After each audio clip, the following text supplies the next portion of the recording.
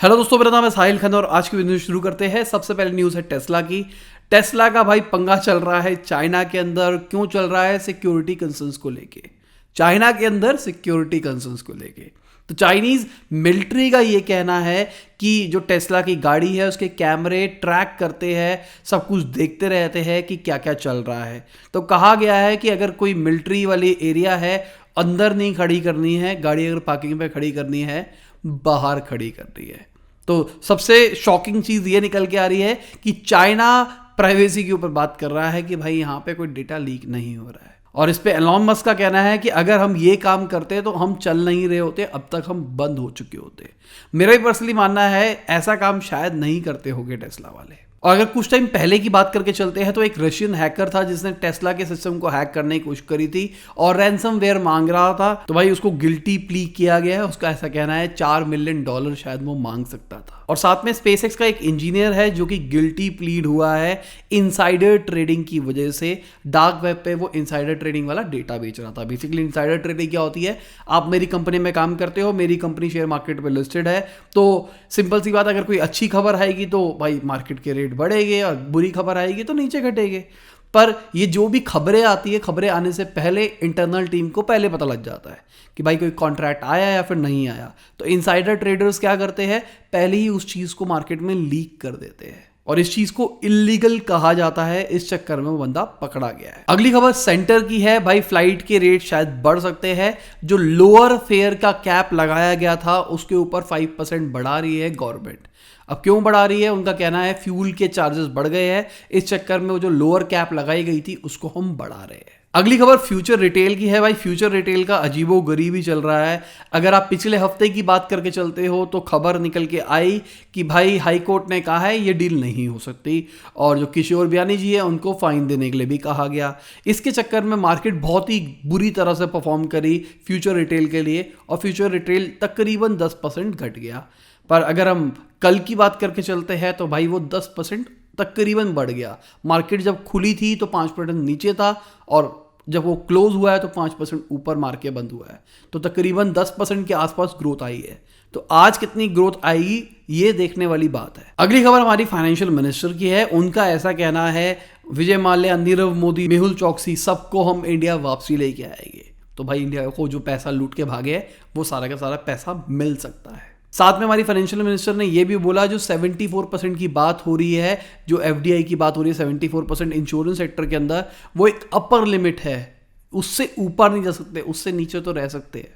अगली खबर कर्नाटका गवर्नमेंट की है। भाई वो अपना खुद का गोल्ड की कंपनी बना रही है, अपने खुद का गोल्ड बेचेगी। उनका कहना है माइनिंग को भी बढ़ा रहे हैं और गोल्ड सप्लाई करेगी। अगर न्यूज़ को आप फॉलो कर रहे हो कुछ टाइम से तो आपने देखा होगा भाई कर्नाटका और गुजरात बहुत ही तेजी से ग्रो कर रहा है। ग्रो इन द सेंस उनके स्टेप्स बहुत ही बड़े बड़े हो रहे हैं। मतलब बड़ी बड़ी कंपनियां वहाँ पे जा रही है, बड़ी बड़ी चीज़ों का सेटअप हो रहा है, सब कुछ वहीं पे हो रहा है देखा जाए तो।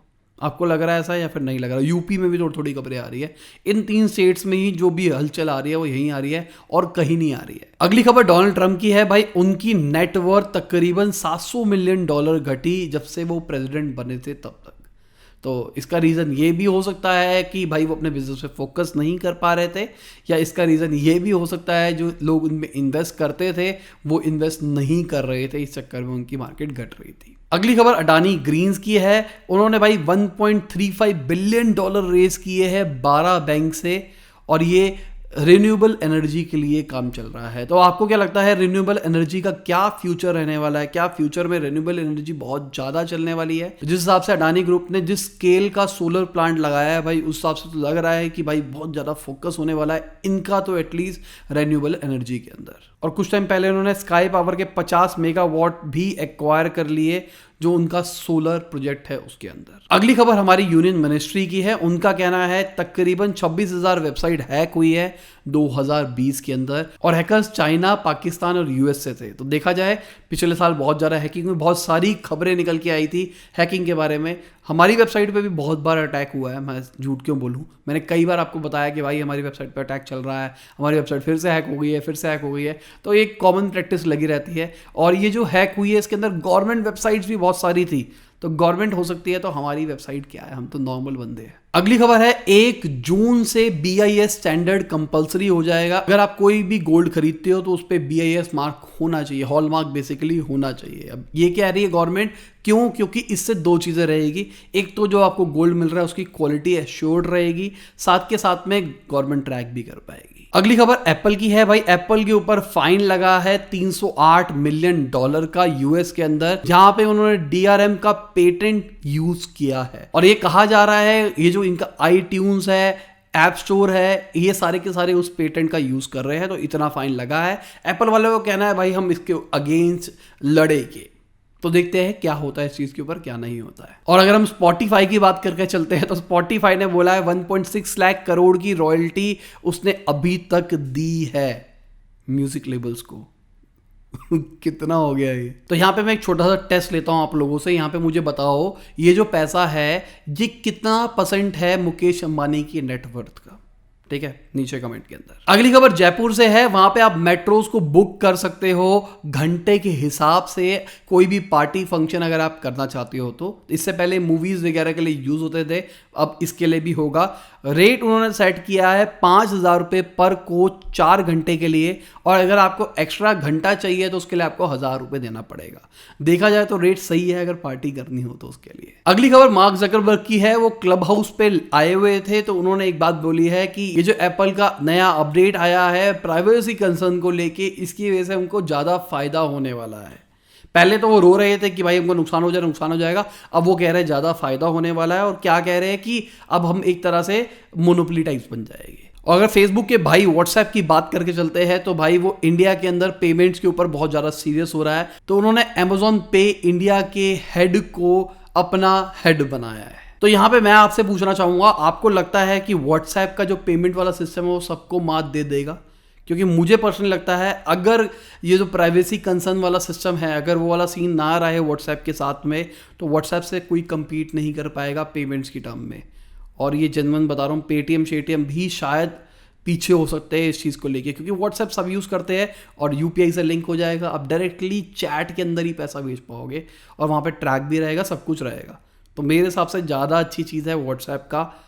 ऑल दो प्राइवेसी कंसर्न वाला सीन है, पर मुझे ऐसा लगता है।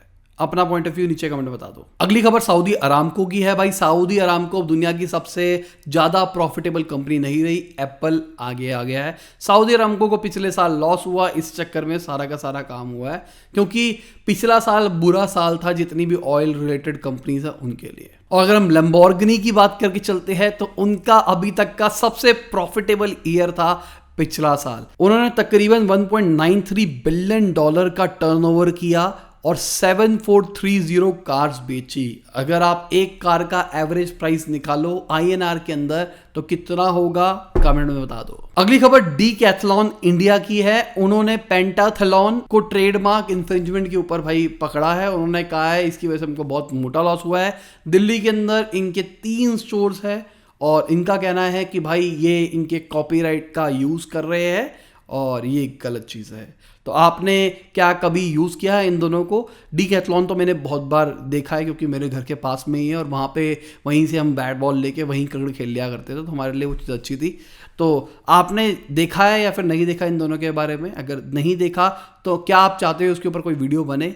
नीचे कमेंट में बता दो। अगली खबर ऑडी की है। उनका कहना है अब हम अपनी गाड़ियां बनाने के लिए ज़्यादा से ज़्यादा फ्रेश वाटर का यूज़ करेंगे। हम रेन हार्वेस्टिंग करते हैं, मतलब बारिश का पानी इकट्ठा करते हैं और उसी को बार बार रीयूज़ करते हैं गाड़ी के अंदर। और साथ में उन्होंने ये भी बोला है कि भाई 2035 तक हम तकरीबन 50% कंजम्पशन को घटा देंगे। तो अच्छी खबर है। अब यहाँ पे सवाल उठ के आता है कि ये सब पानी के लिए क्यों कहते रहते हैं पानी बचाओ पानी बचाओ? हमारे दुनिया के अंदर इतना सारा तो पानी भरा हुआ है।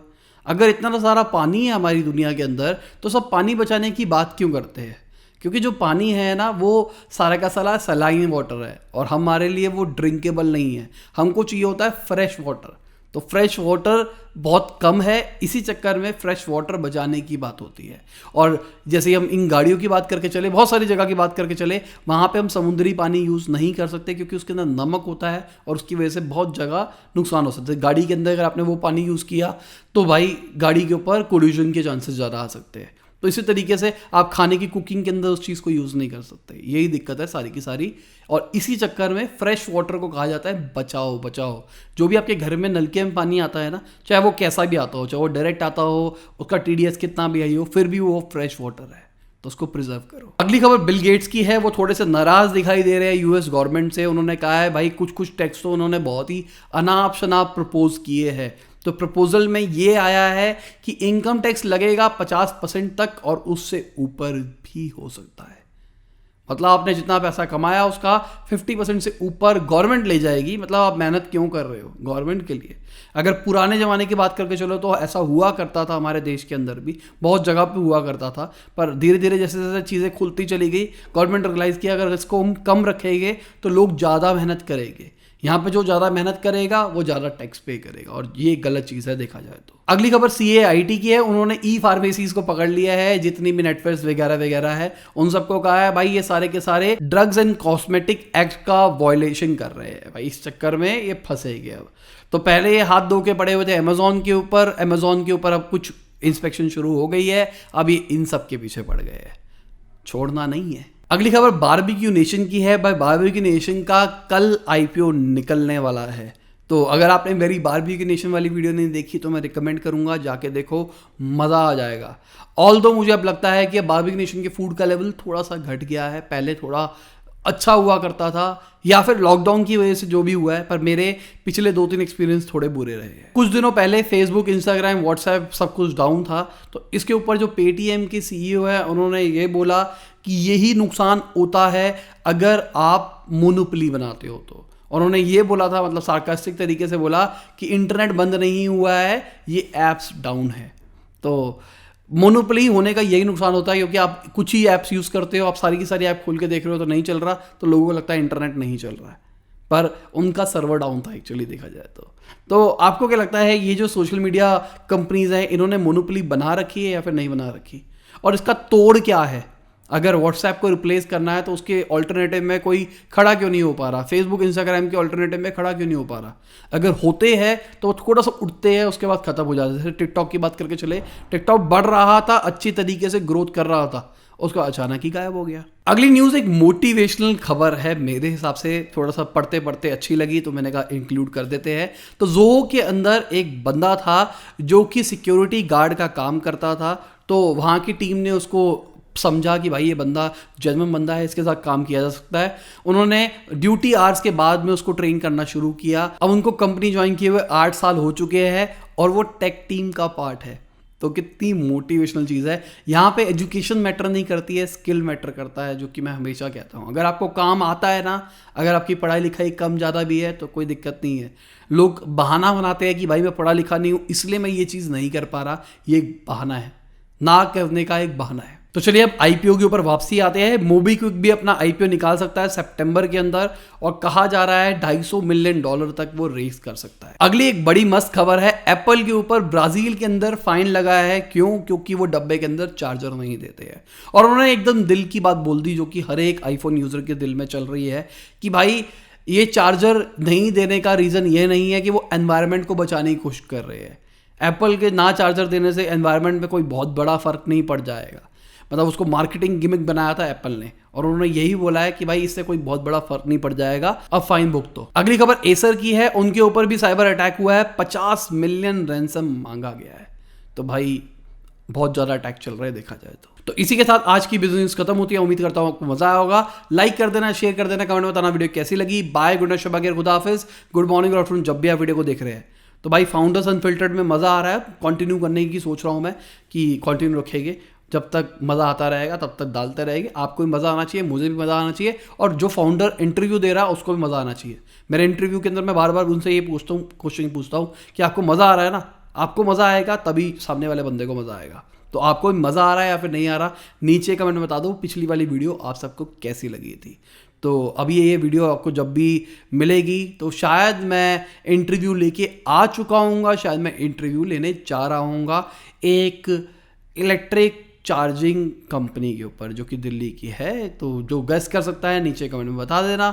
अगर आपने सही गेस किया तो मैं आपको येस लिख दूंगा, और कुछ मैं गिव अवे नहीं देता। मैं आपको डब्बे गिफ्ट नहीं दूंगा फ़ोन के, भाई मेरी तरफ से एक फ़ोन का डब्बा ले लो, नहीं मैं नहीं देता। तो चलो बाय।